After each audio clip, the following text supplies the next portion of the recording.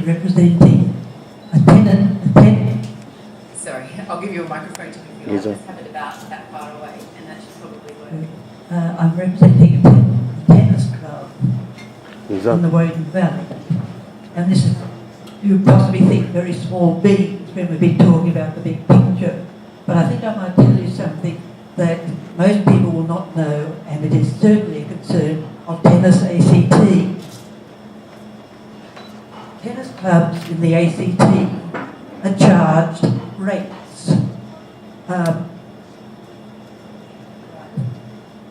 In this last 12 months, the rates for our tennis club and for many, many other tennis clubs in the ACT, almost all of them, were $5,567. And we do not get any garbage clearance, no recycling. We would like to know what we get for that. But on top of that, there are land rates, $894.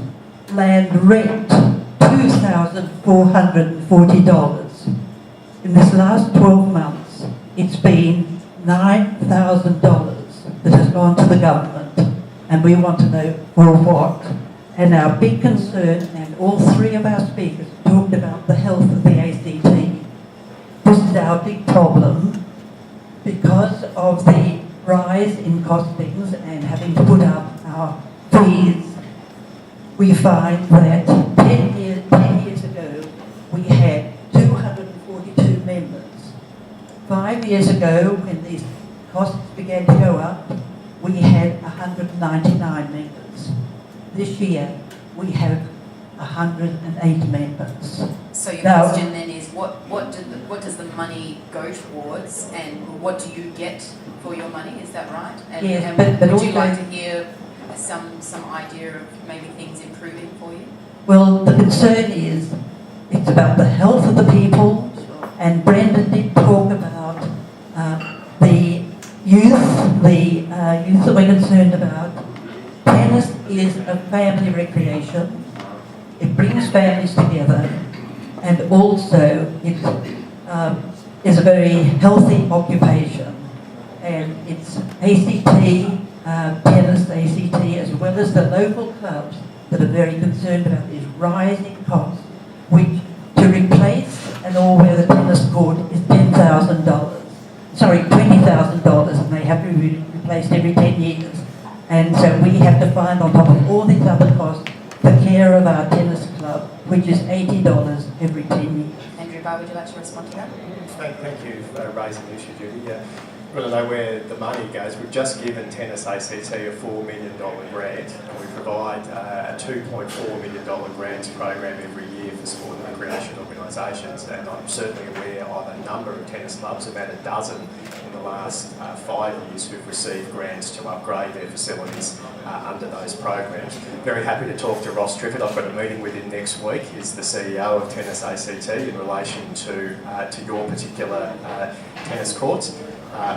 In relation to the taxation issues you've raised, we've just abolished one of the taxes that you outlined you were paying. So that's an important part of tax reform. And we're certainly in a discussion with Tennis ACT in relation to the rating system for tennis courts, as they're obviously not residential and they're not commercial in nature by and large, because they're run by not-for-profit organisations. So what we're seeking to do is to reinvest money into sport and recreation to improve the quality of facilities. So the very strong feedback we get is that the quality of facilities are a big driver of people's participation in sport and recreation.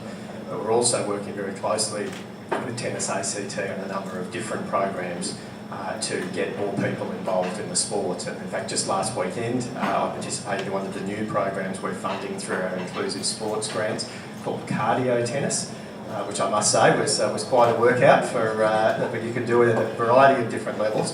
But we've just provided a grant to assist tennis clubs, and there were about 12 different clubs undertaking that cardio tennis program on just last weekend. It just kicked off. So we'll continue to work with Tennis ACT to ensure that the money that is paid in rates is reinvested back into the sport.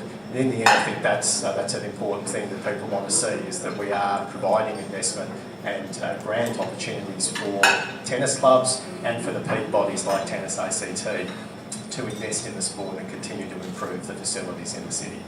Thank you. I think 30 seconds to summarise will be fine. And then we have another question. Oh, sorry, I didn't know we had. Yes, there are grants that we can apply for, but we have to go dollar for dollar.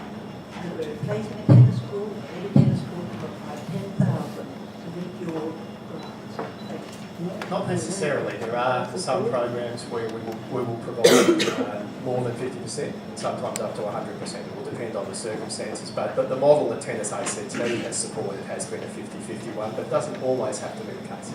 Perhaps we will be able to only take